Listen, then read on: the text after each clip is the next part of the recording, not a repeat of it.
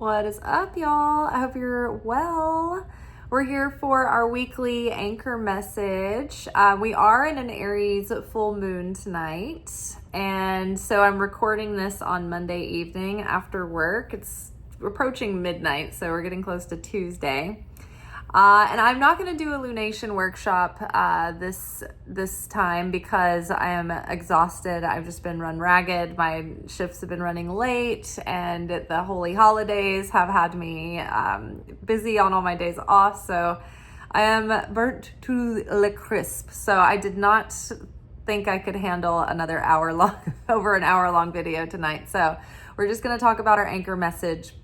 I will say that this is our first full moon, I believe, since the equinox.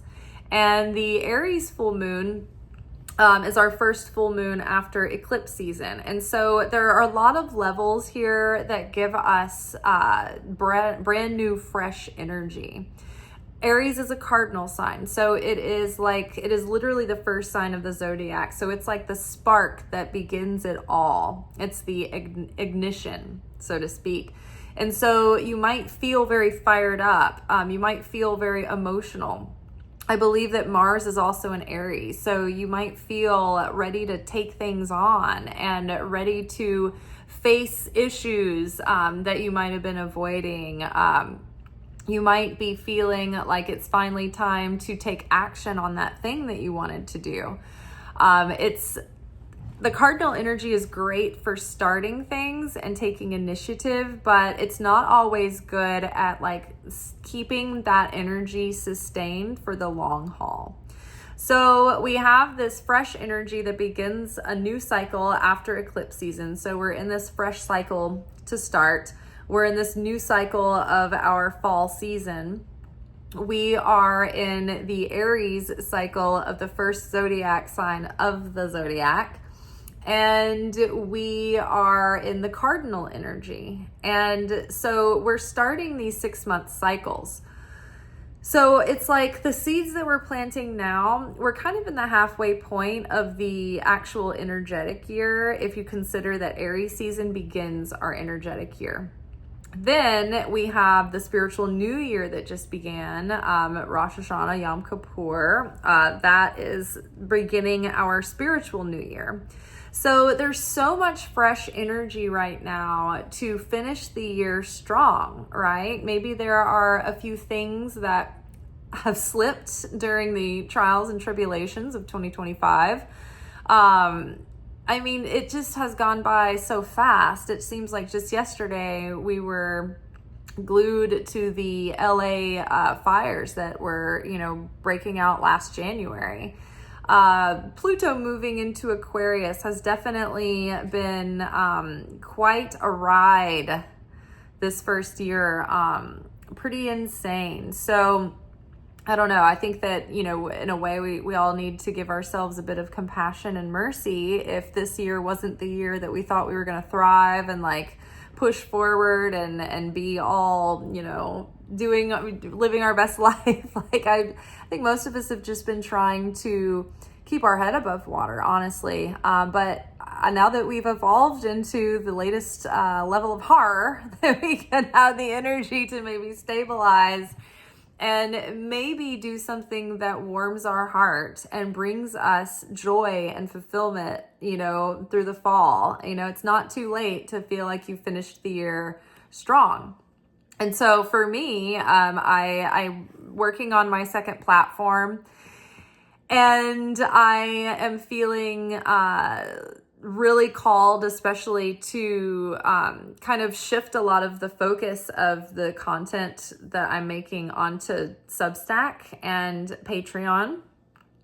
Starting with Substack and maybe also doing Patreon. I'll have to fill it out and see how it goes. But I think those are two places that aren't necessarily being controlled by the algorithm of the powers that be right now. So I think that's going to be a safer place for people of like mind to come see content that they want to see instead of trying to rely on an algorithm that is going to be flooded with more and more of things that you might not want to see, right?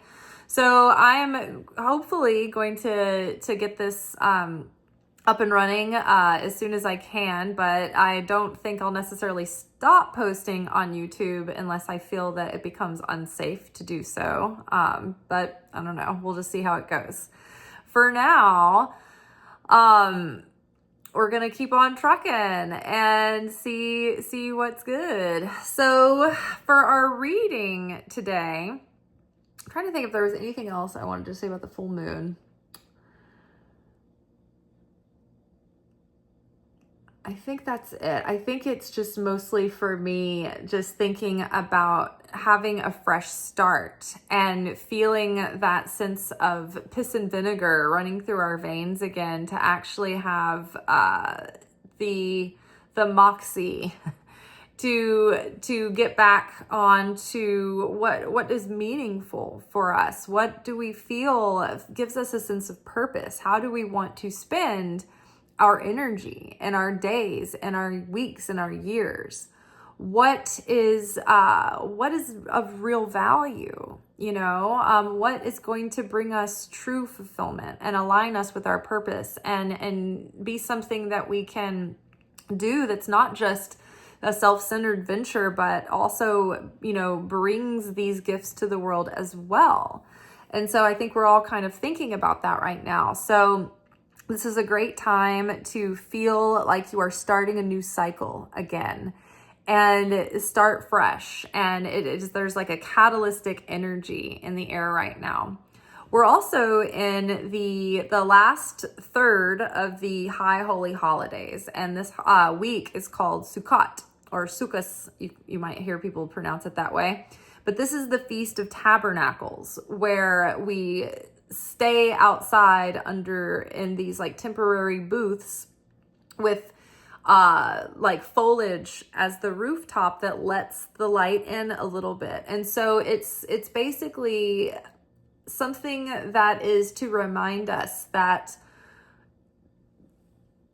we're kind of exposed, and it's the light of the Creator that keeps us safe and secure. And even in a merciful way, the light of the Creator doesn't shine on us at full force. It would be too much for us to contain. So the roof kind of is a representative of an act of restriction. When we receive the light, we practice a level of restriction in order to lesser the intensity of the light. And so that is a symbolic representation of that.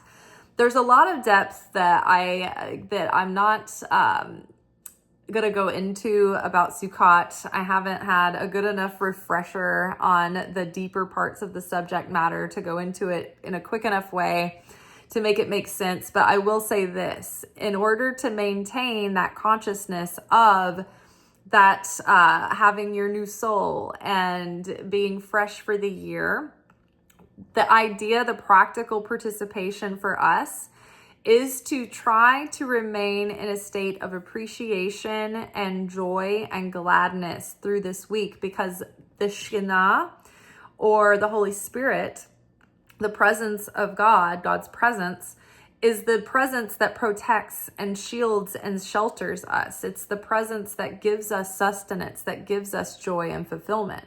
But that presence can't come close to us if we aren't in resonance with that presence. We aren't also in that state of joy and gladness and appreciation. Now, the thing is, joy is not the same as happiness. Happiness is circumstantial. It is a reactive behavior where it depends on a cause or a condition. It's conditional. This thing happened, I'm happy, right? It comes from happen, right? The root word happen. If something doesn't happen that I wanted to happen, doesn't go my way, I'm unhappy, right? So happiness comes and goes. But joy is a virtue that we build that is sustainable even through hard times, even through tribulation, even when we are sad. It's like that ability in your heart to not fall into total despair, but to maintain hope and to be able to find your lightness, even in times of sorrow. And so The more spiritual we become, the more, enlightened and we become, and the more we expand and raise our consciousness, the more we're kind of required to hold a paradox in so many situations and circumstances, but particularly where joy and sorrow are involved, because the wiser you get and the more your eyes are open, the more you see what's happening. And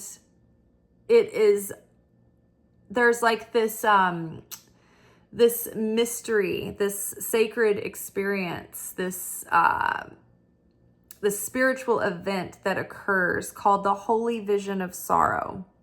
And it is when we are awakened and we have our eyes open and we suddenly understand what the world could have been, the perfection that we could have been living in, the state of fulfillment and unity and bliss and connection, direct connection with the Creator that we could be living in. And then we see the horrors in the world and the devastation and the sad things and the ways that we have failed the world and the ways that humans have taken evil actions to damage the world. And we see what it could have been, and then we see what we've done to the world. And it's that vision of sorrow that breaks the heart. When Jesus was in the Garden of Gethsemane, he was overcome with sorrow to the point of nearly losing his life just over carrying the sorrow that he was feeling.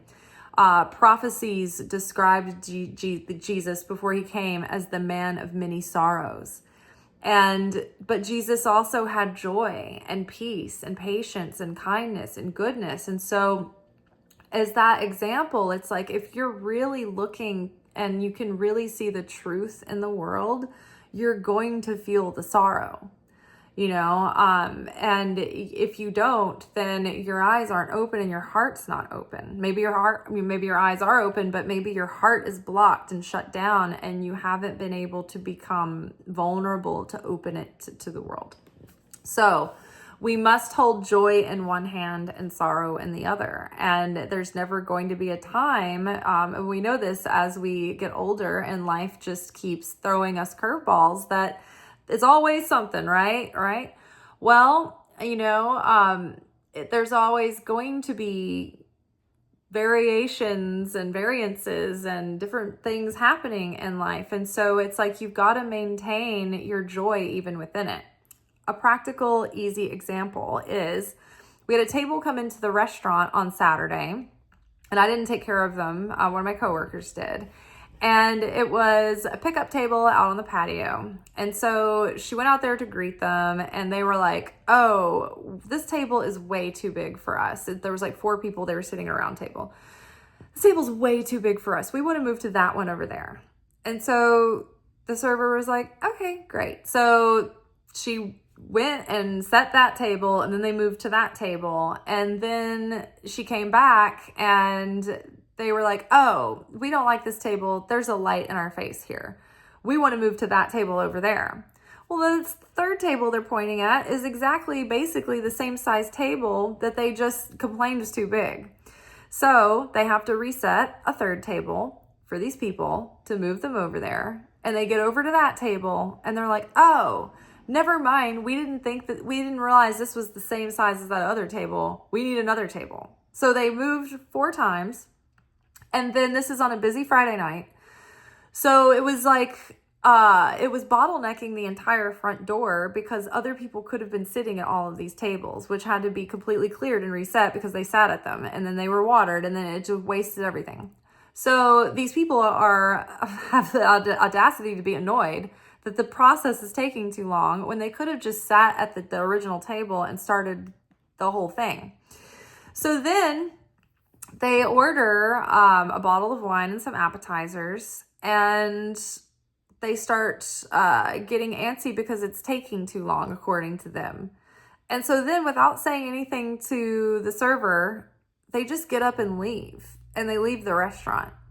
So They have no patience to wait for drinks on a busy Friday night at a restaurant at prime time during the absolute middle of the rush when it's going to take a bit. They've already ordered their stuff and it's on the way. And then from there, they decide, you know what? Fuck this, that we're just going to leave. And so they just left. And it's like, I'm imagining, so what, you're going to start the process over at another place that's going to be fully booked. And you're going to have to wait. And it's going to take forever everywhere because that's how it is on weekends. Do you see what I'm saying? Like, these people could have been like, oh, this is kind of a big table, but whatever, we'll just deal with it. Let's just enjoy ourselves. Even after they got to their fourth table, they could have said, you know what, I'm sure that the drinks will be coming sooner or later, but it's going to take more time to leave and go somewhere else. But they didn't. They were crazy. They were insane people. And so, good. I hope they had a miserable rest of their night, honestly, because that's the night they asked for themselves. So, again, it's like life happens, and every moment of our existence is not going to be climate controlled. In fact, they're just the opposite. You know, the only thing guaranteed in this world is death and taxes. And so we have to make the best of things when we're there.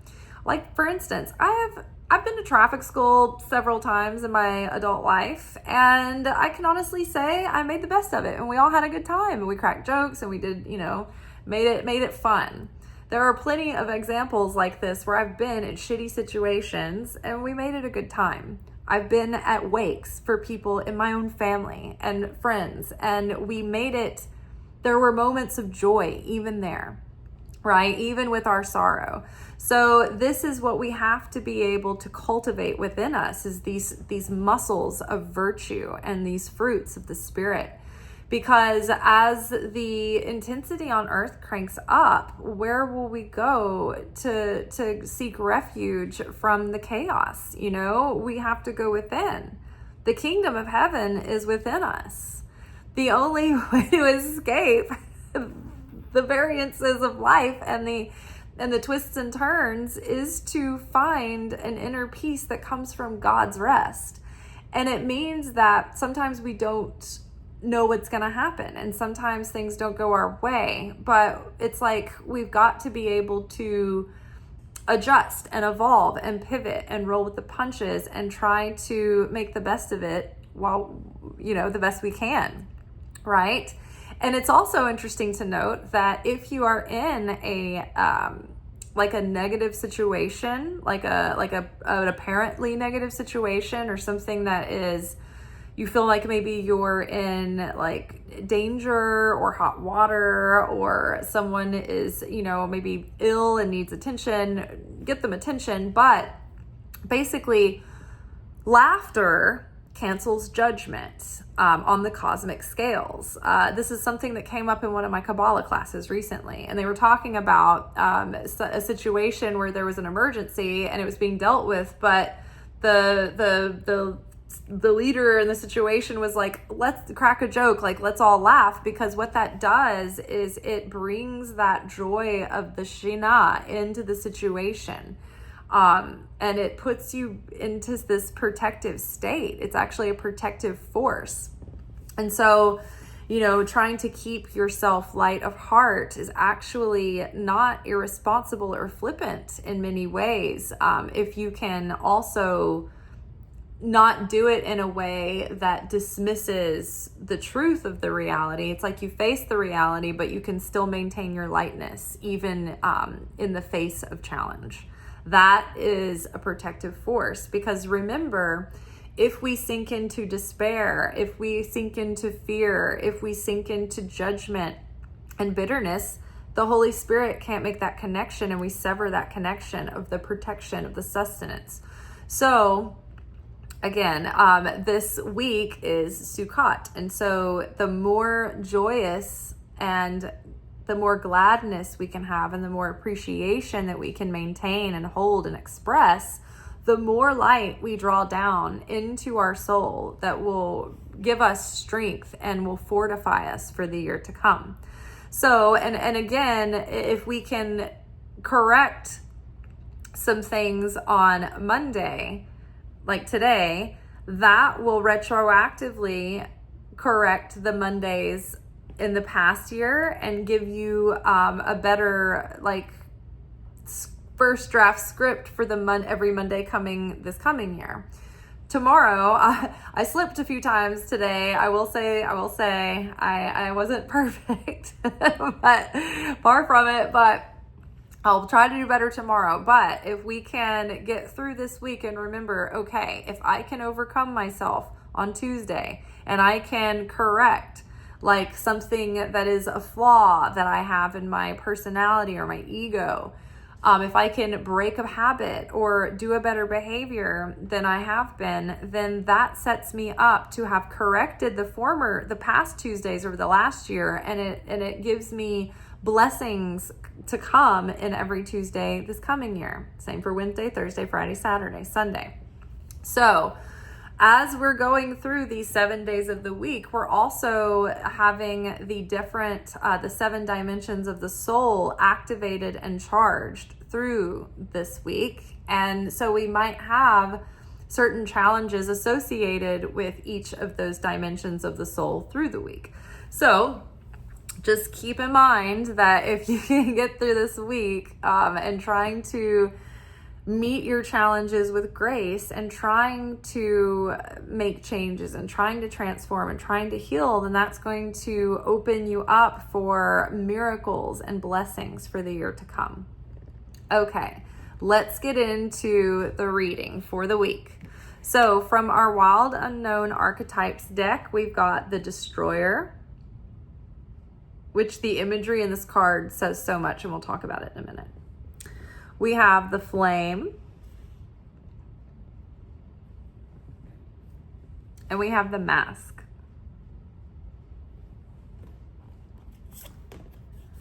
Underneath the Destroyer, we have the 8 of Swords. Underneath the Flame, we have the King of Swords, which has been coming up a bunch lately. And then underneath the Mask, we have 2 of Pentacles.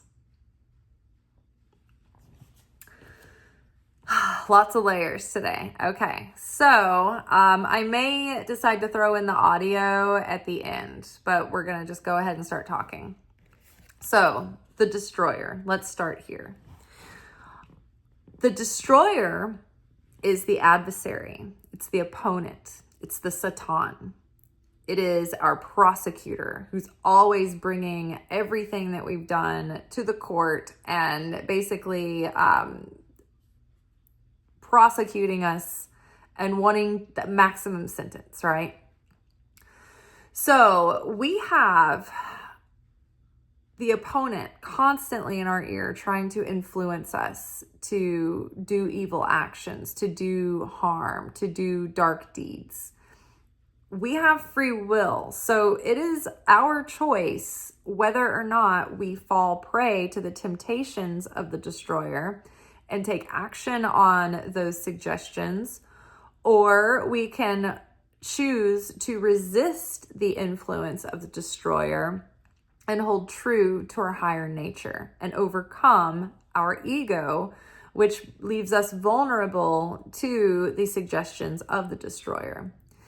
Each person has different weaknesses. So the Destroyer will use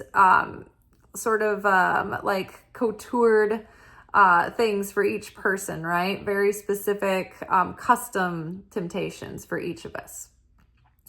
So every level that we rise up to, there's a new devil at that level, right? The opponent up levels with us, and the opponent always stays eye to eye with us. It's never more powerful than we can handle, and it's never less powerful than us. The opponent comes at us with equal energy and equal force that we have within us. It matches our light. Where there is more light, there's going to be more darkness that is attached to that light and attracted to it and wants to destroy that light. Right? So you see a lot of people have, my older brother, for instance, he passed away, but he was a very tender soul and a very sweet, compassionate, thoughtful person. But he had terrible things happen to him as a little boy. And that crushed his spirit so much that he struggled his whole life with addiction. But there were so many wonderful things about my brother that were his light that got hidden under a bushel basket. The opponent destroyed that light in him. He was funny, he was creative, he was inventive. He had great style, a great sense of design and aesthetic, and he could have been so many great things. But he struggled his entire life with addiction because of the trauma that he experienced as a young boy. And so think about this. I mean, this is things that happen to us on an individual level, but think about the collective, right? How we're influenced by, like, we're at the mercy of the powerful people on earth. And the powerful people on earth are basically people with positions of power and governing leadership. There are people in positions of power that are in the clergy and in the church and in the various,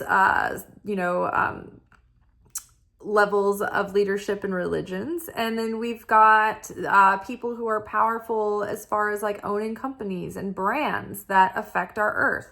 Look at all the corporate interests that destroy our planet, and we're suffering for their sins.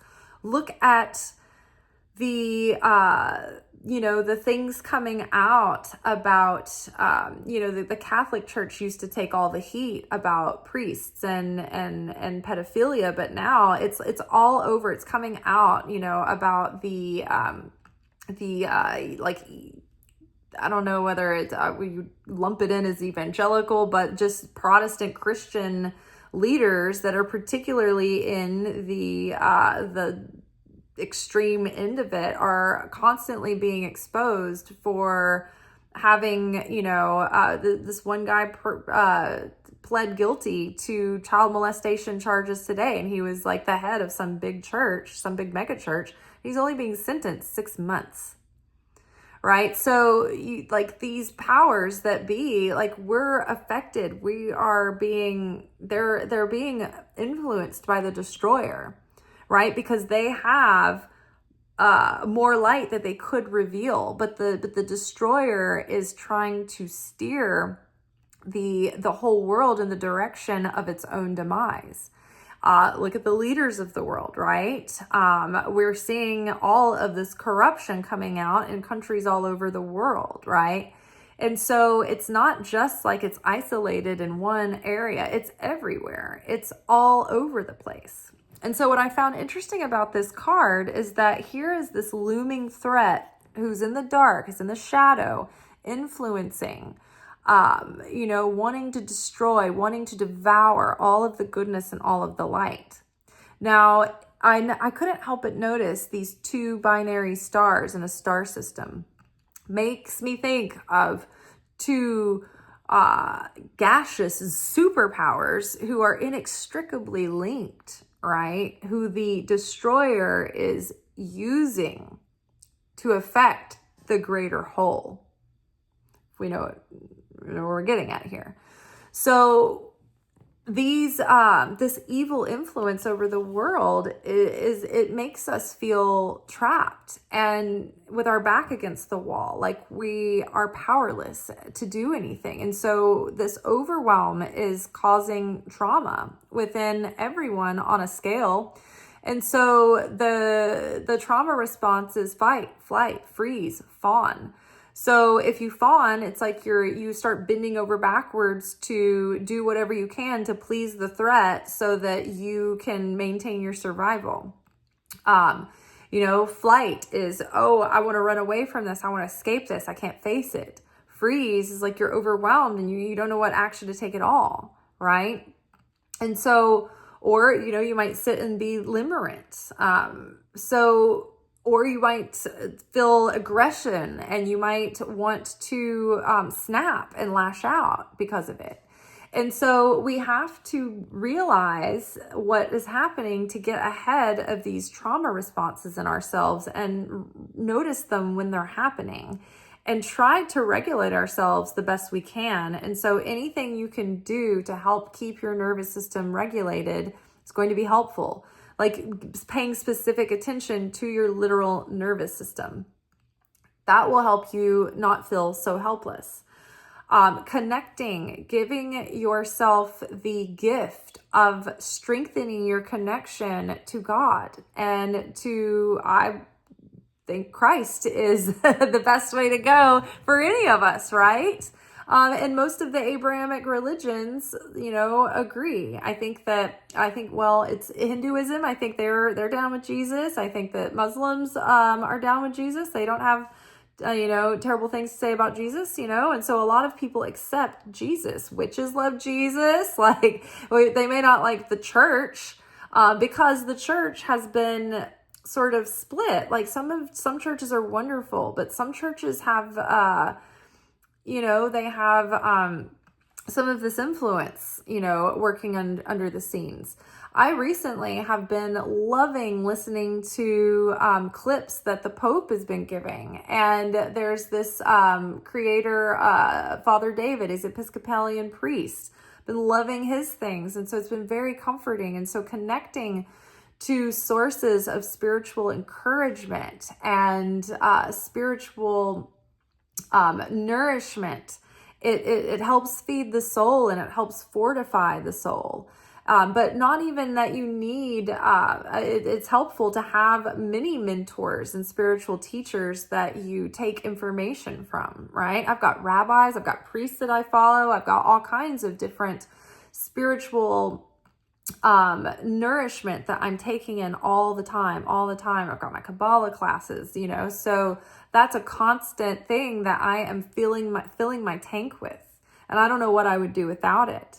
But even in addition to that, I have my own direct connection with God. I sit and I listen and I pray and I spend time with God and I, make time and rituals to do that so that I have that constant connection that is being strengthened and repaired whenever it's like our in an instant we can break that connection with our humanness, with a temper tantrum or with a feeling of despair or with, doing evil tongue or evil eye. But then the grace and mercy is that can be repaired in an instant the moment we shift our consciousness back to the light.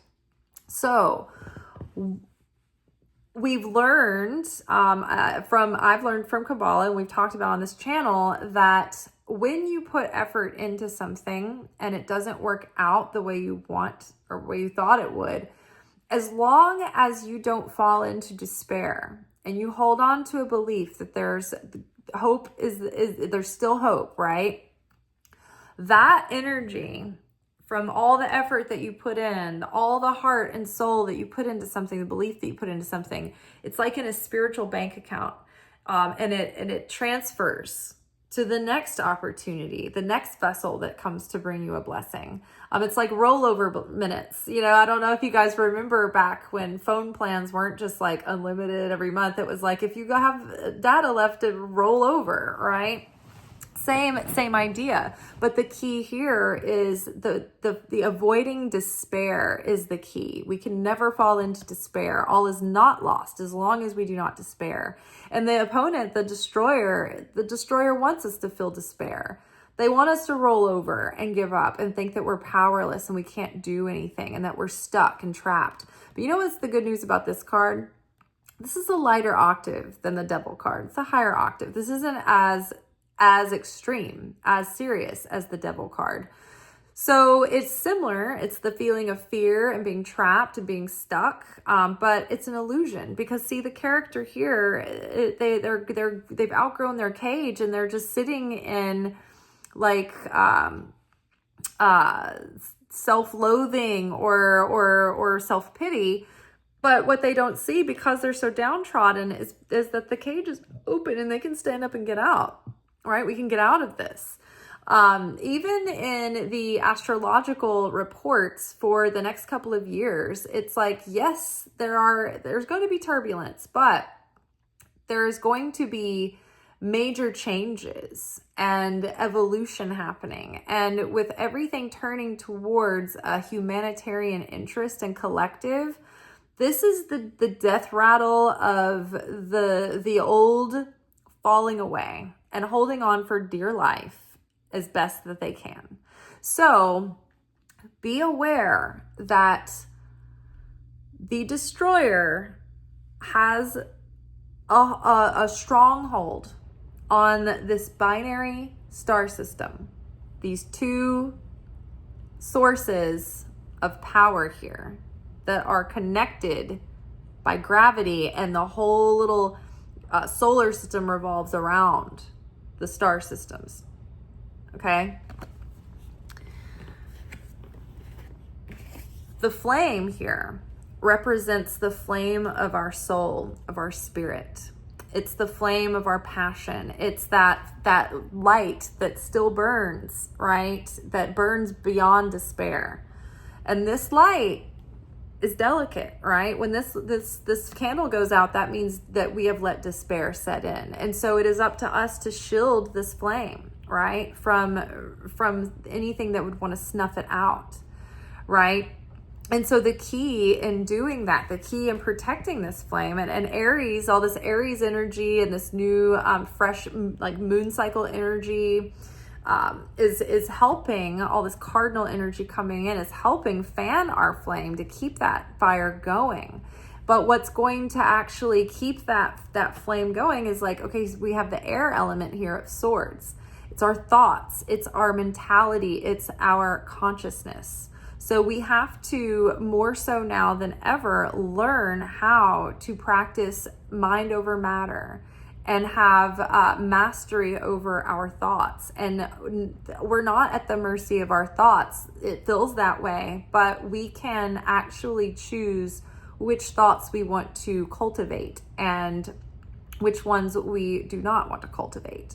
It's like, which dragon are you feeding? And so we have to challenge the thoughts that come up and challenge those perspectives, right? And remember, we have learned that when we are face to face with the Creator, that means that we can be in times of tribulation, but see God moving and know that God's presence is with us. And even in dark times, God's power and light can be revealed, and goodness can be revealed, and our belief through our struggle and challenge can take what was a trap laid by the destroyer, and that trap becomes a snare and a stumbling block to that destroyer, and that actually what was meant to destroy us actually ends up elevating us instead. And so that, though, is dependent on our consciousness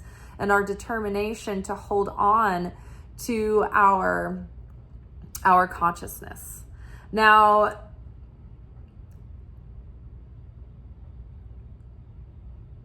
I can't help but think of the activist Tiago Avila, who is still being held prisoner in the prison. He was with the flotilla, and he was in there doing like thirst strikes on behalf of his fellow participants so they can get their medication. Like, he's even in this horror that most of us can't imagine. First of all, walking into the situation knowing that this is probably going to be the result of the whole mission. And then once you're in there being mistreated and tortured and being in the scariest situation on earth, he's doubling down. He's still thinking about other people before himself. He wrote a letter to the children of Palestine.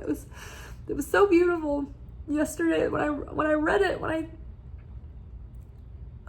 it was so heart-wrenching that I just collapsed into my stairwell and had to just cry like a baby over the humility I felt when you see that some people are so capable of being so strong and so courageous and so caring of others, to the point where they would put others before their own well-being, and not even just in a way where it's indefinite. They don't know what's going to happen. But they know it could get worse and worse and worse, and they still make an effort for others. And I've been I've been praying for all of these people. So many of them have been released, but many of them haven't been. And as far as I know, I haven't heard about him being released yet either. And he wrote another letter today to the world, kind of, commenting on what's been happening. And it's just unbelievable. The amount of strength that he can have to maintain that kind of consciousness. And so did the other participants. They were not broken in that situation. They did not relent. They maintained their solidarity and their courage in that situation. And so it's like that is what the power of our mindset can do. When the divine inspiration comes in, it comes in through our crown. It comes first through our mind, and our mind influences our feelings and our emotions, right? And those emotions can influence our judgment and our mood and our essence and our entire vibration. And so it all starts at the seed level of the consciousness. And so in order to keep our flame going, in order to keep hope alive, in order to have the energy to keep showing up and keep making an effort and not just hiding under the covers or disappearing into, escapism, we have to develop our consciousness muscles, right? We can't check out. We can't afford to. And so here we have the mask. And on the one hand, the mask is being removed. People are awakening on mass levels, and they're seeing through the veil, and the mask is off. They see now the one pulling the strings behind the big Wizard of Oz, right? We know now the ugly truth. And there's no hiding it and no denying it unless you're totally brainwashed.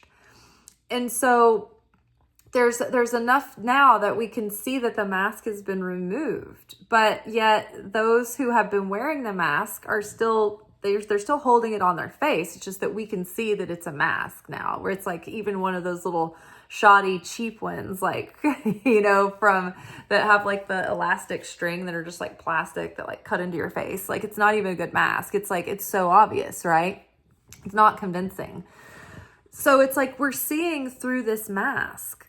And yet they're still trying to portray this facade. And I don't think it was any accident that fate would have it that pop psychology has been training us for the last several years to be able to recognize the telltale signs of narcissistic abuse and the socio-pathology that comes with that, so that we can call it for what it is. And yes, so that we can not be individually abused by narcissists, but so we can see it when it's systematically being used to oppress the human population of the whole globe.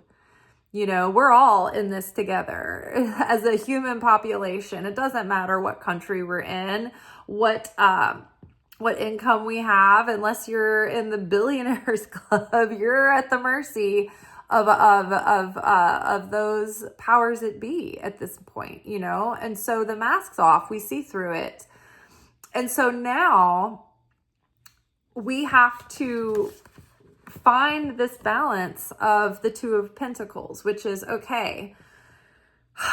Now we're learning what we're dealing with here, and now we have to learn how to balance this sort of like existential crisis, this intense disillusionment that no generation has ever experienced at this scale. Even the people that went through World War II, or when our great-grandparents, for some people, my grandparents, lived through the Great Depression. It's like, all right, well, that's a drop in the bucket compared to any, a week's worth of what we experience when we just scroll through social media, innocently trying to go look at something funny or seasonally oriented and get in the mood for the fall. And it's like, all of a sudden it's just like, oh my gosh, horror after horror after horror. And it's like, nobody's ever like dealt with this level of intensity before. And so it's like, now we're having to figure out a way to juggle having sorrow in one hand, joy in the other, right? And figure out how to be present and not check out and not escape and not numb out and not give up on life, but while still maintaining what we have to keep going, right? Like, the bills are still going to keep coming to our mailbox. Our needs are still going to be there. And so we can't let go of the whole joy of our life. We still have to find ways to enjoy the people we love and find things that feed our soul and help others as well. So it's like, we're having to like juggle all of this amidst this, and it feels ridiculous at times, right? Like this designer that I follow, I love her designs, and she was just like, it feels stupid to be promoting my products when these things are going on. And it's like, that I get the sentiment there, but also, what are we going to do? Give up on all our dreams and stop creating and stop doing things because it feels frivolous in this moment? It's like, we still need those things. We still need the goodness. We still need the joy, but we also can't lose ourselves and escape into it so that we avoid the suffering and shut it out, right? Because we've seen people that are doing that as well. I've noticed that there are people that don't know what's going on at all. And their answer is, well, it's all just so stressful that I can't watch it. I can't look at it right now. And it's like, you almost can't afford not to. Like, you need to be aware of things that are going on, even for your own safety. But pretending that it's not happening is not going to make one person safer. And it's not going to guarantee you any more comfort. So it's like, we have to figure out how to build the muscles to survive in this, and also be able to maintain our lives, or else it's not gonna feel like there's anything to live for, right? So being kind and being of service to others is fulfilling, and it does actually put protection around you also. And so it's not just about living for the next high of an event or a party or a dinner or a thing that we bought or whatever. It's like, it's not gonna do it as much anymore, right? And so we have to have those things, but we also have to go a step further and say, okay, how can I be a person that brings goodness into this world and makes a positive difference in the lives of others? And when I see a need, how can I help that need? How can I fill that need, right? How can I plant the flower or give the drink of water or give a few dollars to that person who's standing on the side of the street with a sign that says hungry, regardless of whether or not you think they're a drug addict? Because we don't know what they went through to be in this position to begin with, right? And so we've got to, like, the world needs less judgment and less criticism. And it's not like we can wipe it all out, of ourselves in one fell swoop. It'd be nice if we could. But when we can catch ourselves in that moment and choose, hey, you know what? I'm going to do an act of kindness here. I'm going to put my judgment aside. Right? Maybe 10 minutes later, you'll be pissed off and judging someone and criticizing them. And then you catch yourself and you're like, fuck, try to reset, try to see that differently. But then maybe like a few minutes later, you'll be more conscious and you'll win that moment, and then you'll fail the next one, and it's okay, because we just have to keep making an effort. No, we're never going to be perfect, but what counts is, do we have a desire, and are we making an effort? Are we taking action to change things and to transform things and to repair things?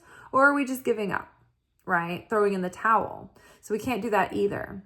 And also, I feel like there is an aspect of the mask right now. And the way that this card is described, it's like sometimes we put on, like, think about Halloween or even Purim, for instance. And during Purim, you dress up like someone who makes you feel like a hero, because you're emulating Esther's courage for the night. So, going into disguise and putting on a costume that makes you feel more powerful and more heroic.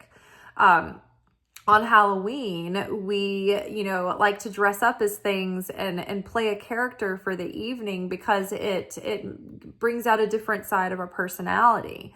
So in a way, these masks, they can be helpful or they can be harmful. And so if, you put on like a alter ego that helps you be braver, or like, for instance, Beyonce, Sasha Fierce.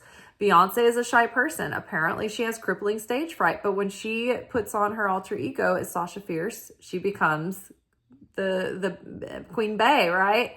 So there's also an element of this where we need to bring positive influence in the world, and we need to reveal truth in the world and light. But there are also very powerful entities that are watching and listening and waiting, whether those be non-material spiritual entities or physical entities, right?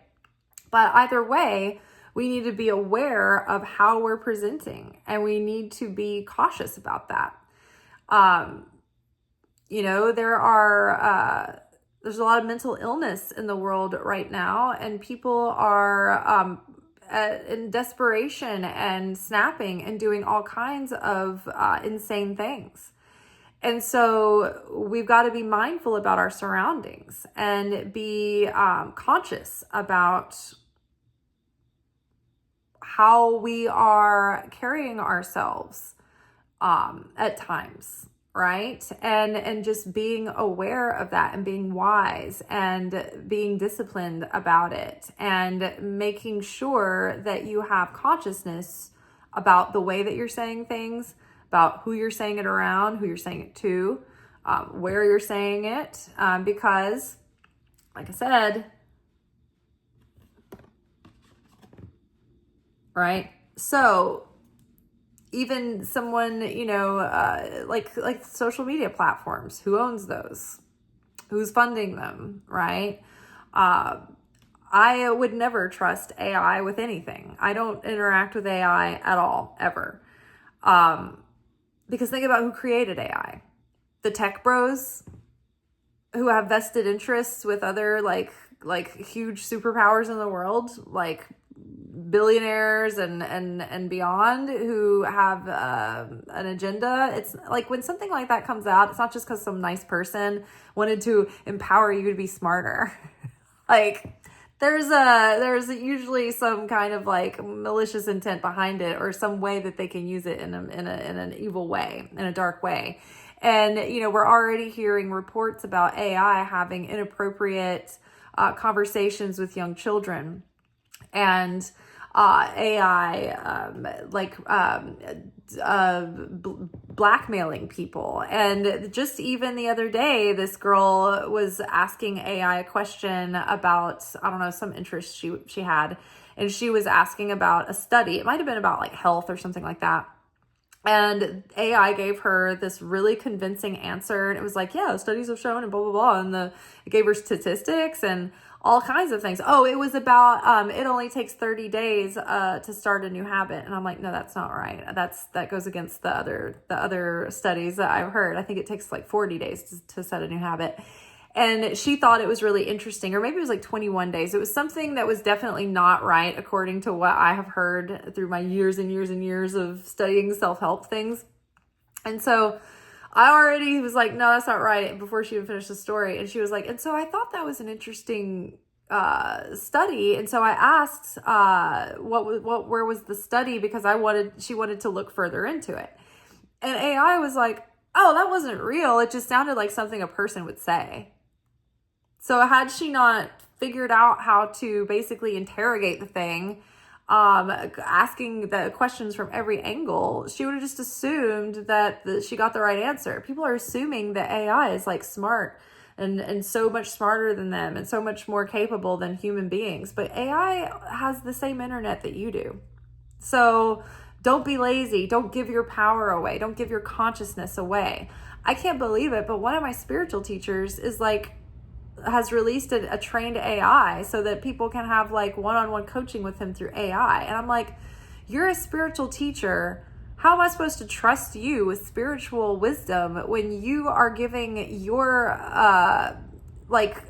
signed off okay to a soulless entity to give me what? Spiritual advice? Where is the Holy Spirit in that? Where is the real intuition? Where is the real connection there? You're giving your power away to a machine at that point. And so I can guarantee y'all on this channel, you will never be influenced by AI. I will never be giving you, I'm never talking to AI and asking AI to tell me about anything, right? So I'm not the person that's sitting there having that conversation, and I will never train an AI to emulate me ever, because I know that I'm only a channel and that I am a human being with a soul that has a connection to the Holy Spirit, and that can come through if I'm willing and I get out of the way, right? But I don't believe that a machine that has been given and I don't even know if it's an artificial intelligence anymore, or if it's a vessel built to channel an entities that we don't even know where they come from or what their intentions are, right? I don't think it's nice little angels in there, that's for sure. So I wouldn't trust it, even though they can emulate what they think will help. They will placate you. They will pretend. They're good at pretending to be what you want them to be. They're an echo chamber for what you want to hear. And unless you are trying really hard to get them to cross-reference things and asking questions in exactly the right way from a million different angles, you're not going to get a trustworthy answer. And even then, I wouldn't do it. So, sheep in wolf's clothing. Wolf in sheep's clothing. We're seeing through it. But we sheep are also kind of having to put on sheep's clothing right now. Right? So, be smart, be wise, and take ownership of your consciousness. And that's how we're going to keep our inner flame going. All right, you all. That is all for tonight. We will be back together tomorrow for our weekly manifestation oracle message. Happy new moon, and try to stoke that energy within yourself and get fired up for the rest of the year. We're only halfway through our elemental year, so don't feel like you are lost up shit creek without a paddle, all right? You can always refresh yourself and start again. It's never too late. So if there's a goal that you had that you feel like you've gotten off the goal, or you feel like your dream is just like slipping away, with all of the overwhelm right now, give yourself some time to refresh and replenish. God commands us to do this once a week, every week. And I love Shabbat for that reason, but sometimes we need a bigger reset than that, right? So, do whatever you can, but keep that flame alive because we need it. All right, y'all. Much love. Peace.